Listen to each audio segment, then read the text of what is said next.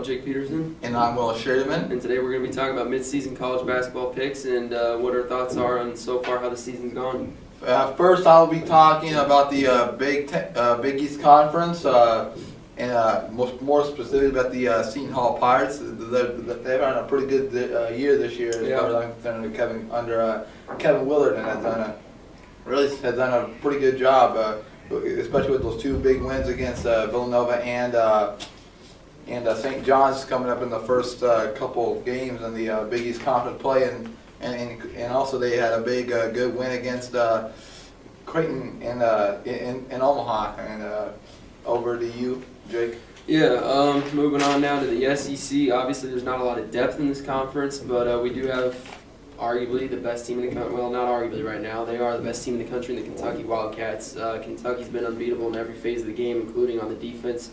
Especially when you're going down low on them, in the paint, that's where their defense is at their best. Willie Cauley-Stein, led by him, really done a fabulous job as the Kentucky Wildcats. And then you also have the Harrison brothers, who are very effective offensively.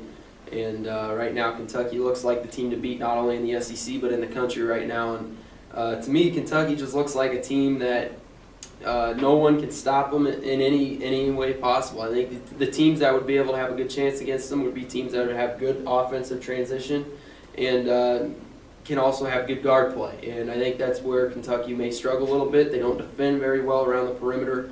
So, but other than that, though, I would say Kentucky's almost a flawless team. I definitely agree, Jake. Yeah, John Calipari has got his boys ready to go again this year.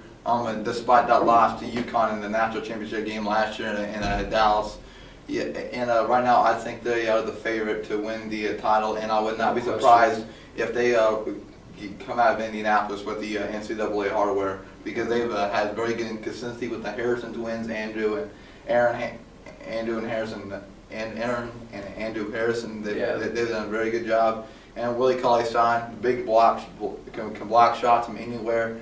Just like Chris Obekba from St. John's, he has a very good presence in the post area, and they also have a pretty good depth on the bench as well with the platoon system. Yeah, they have at least two. They're at least two deep in the depth chart for Kentucky, and that's what you need in the NCAA tournament, is depth to keep those bodies nice and good.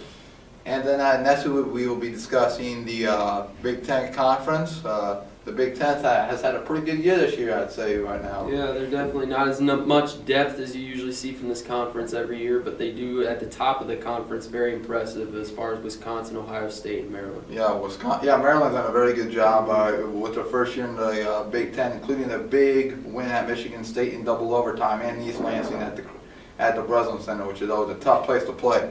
And also, Iowa has had a pretty good year this year as well. They've beat Ohio State twice, once at Valley City Arena in Columbus, and they've also won in Cover Hawkeye.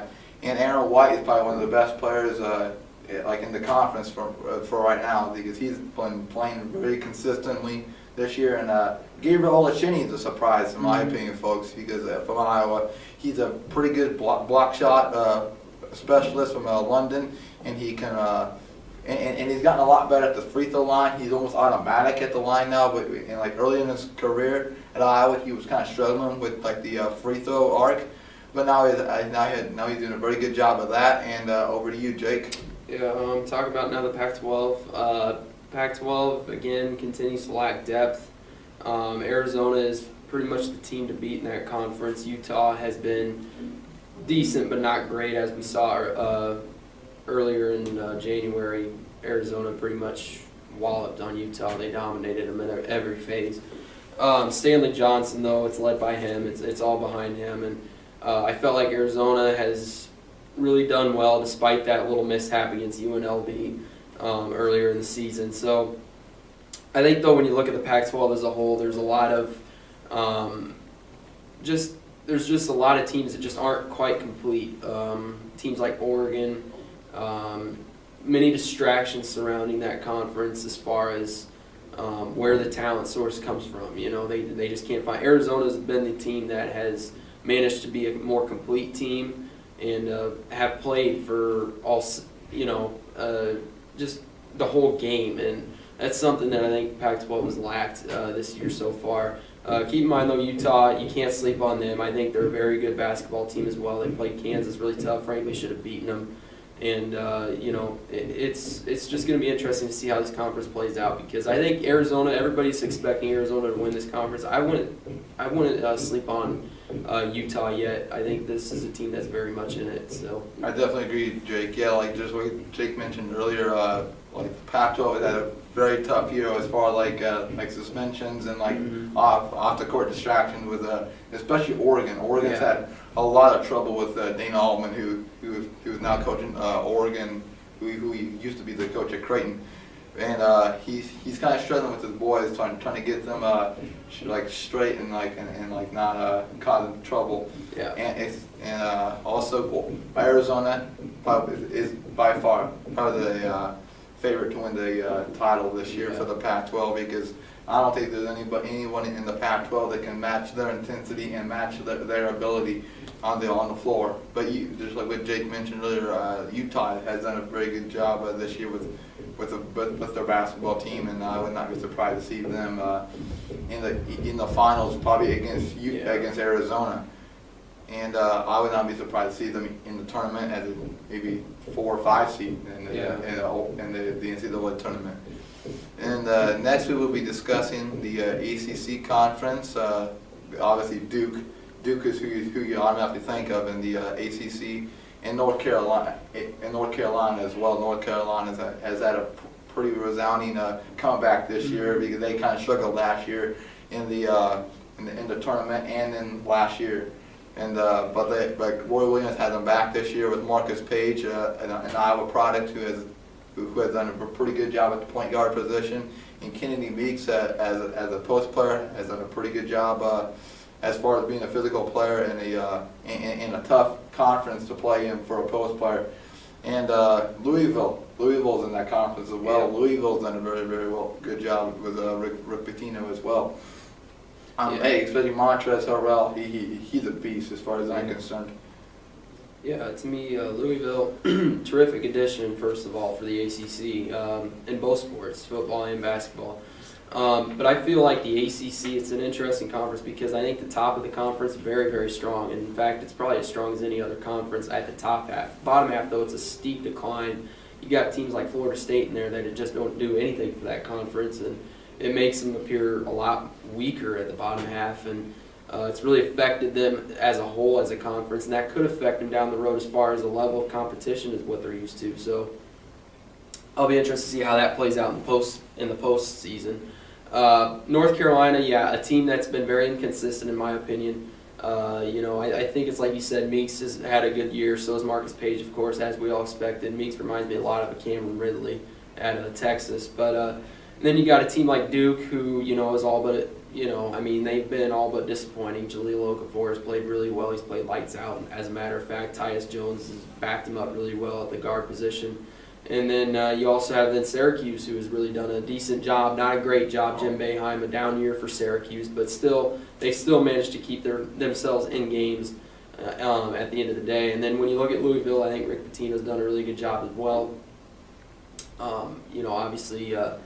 A little bit of off-the-court issues as far as naming a captain and everything goes like that, trying to find a leader on that team. But Louisville's been a solid team all despite that. But I think when you look at the ACC as a whole, it's a conference that needs some help from their bottom feeders, and that's going to be a challenge, I think, for the ACC conference heading down the road. I definitely agree, Jake. Yeah, I totally forgot about Syracuse. Moving on out of the Big 12, this is the strongest conference in college basketball right now. There's no question about it. They have the most depth. You could easily see 8 or 9 teams in this coming tournament, and I think when you look at the conference, I think there's legitimately 8 to 9 teams that deserve to be in. I think there'll be like 8 teams that'll get in it. I think TCU will be the team that'll be left out. I think TCU, a lot of people don't give them love because they didn't play anybody in the non-conference games, which they didn't, but keep in mind, though, they still played a lot of their conference games tough. They stuck in with Baylor. They dismantled Texas Tech, which I know it's Texas Tech, but still it's a pretty decisive win in Lubbock. And I think when you look at the Big 12 conference as a whole, it's bar to none the strongest conference as far as depth and everything like that. I think Iowa State and Kansas are the two teams right now that are leading the pack in that conference. And then I think you got Texas that's shortly behind them, along with Oklahoma. Oklahoma State's very good, I think. I think they surprised a lot of people this year so far. Kansas State, of course, who started off the season really poorly, have really come on under Bruce Weber, Marcus Foster starting to play lights out. And then I think you got to look at a team like Baylor, too, who a lot of people wrote off as well, losing Isaiah Austin and Corey Jefferson and Brady Heslip. Kenny Cherry's filled into that lane nicely for him, and so has Motley and Royce O'Neal and all those guys. So this is a conference that is just reloaded almost, and it's been a tough conference once again this year. And I think that was something that a lot of people didn't realize from last year, is that the conference had a lot of depth. But then again, though, they didn't last in the NCAA tournament as well as they thought they should have. So, but I think when you look at the Big 12 as a whole, I think Iowa State and Kansas are the two to beat right now. And I think when you look at a team like Kansas, who their 3 losses, 2 of those 3 losses, they shouldn't have been that bad against Kentucky and Temple. I think they laid an egg in both those games. I would like to see Kansas play Kentucky especially, and I think Kansas would give Kentucky a lot of problems. And then I think when you look at a team like Iowa State, who has 3 losses as well, 3 losses that, to me, if they were to play all 3 of those teams again, they beat them. I think Maryland, they did not shoot the ball well in that game, and they played very selfish at the beginning of the season. So I think if they were to play Maryland again, I think they would wallop them. I think they'd wallop on South Carolina, considering they couldn't make shots against South Carolina. And then I think when you look at Baylor, I think Kenny Cherry still got away with the push-off in that game. So I feel like when you look at Iowa State as a whole, I think this is an Iowa State team that could be very easily undefeated right now. And this is a team that's been very unbeatable, especially in Hilton. It's a very tough place to play at, as we all know, one of the toughest in the country. And this is a conference, though, that is just has so much depth. It's amazing to see this conference. Yeah, I definitely agree, Jake. Just like what Jake mentioned earlier, there's so much depth in the conference that the Big 12 is impossible to pick a favorite right now. Yeah. Because like Kansas, Iowa State, Baylor, Oklahoma's doing better this year, doing better.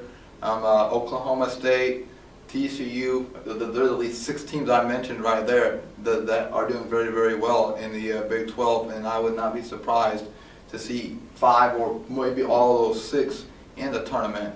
And then now we will be talking about the Wichita State Shockers, led by Coach Greg Marshall, who has done pretty well this year with I think with the loss of Clean Anthony early going to the NBA, who's now at the New York Knicks. And he's played a whole, and Fred VanVleet's been a heck of a year as far as I'm concerned, and I would not be surprised to see him be the Larry Bird Player of the Year for the Valley. And Ron Baker, he can shoot the lights out. He's an unbelievable 3-point shooter. And Darius Marshall is probably one of the most underrated big men in college basketball right now, and you need to watch out for the Shockers. And people might say, oh, they play nobody, they're in the Valley Conference, but that's what they also said about Creighton, and we had a lot of success in the Valley, and hopefully we will have success in the Big East as time goes on as well. Yeah, I think when you look at Wichita State, despite the mishap against George Washington, I felt like this is a Wichita State team that's once again underrated. I think this is a team that was underrated last year. I think they're underrated again this year. This is a team that hits 3 balls really well. Greg Marshall runs his defense terrifically, and they're almost impossible to beat at home. So I think when you look at this Wichita State team from top to bottom, I think they're one of the more complete teams, not only in their conference, of course, but in the country. I think this is a very tough Wichita State team once again. I don't think a lot of people want to talk about it. I don't think they do. I think they knew that they should have beaten Kentucky last year in the tourney, and it very well they could have a team that could beat them again this year. So I definitely agree, Jake. And that'll wrap this up for a college basketball mid-season conference recap, and thank you very much for your time.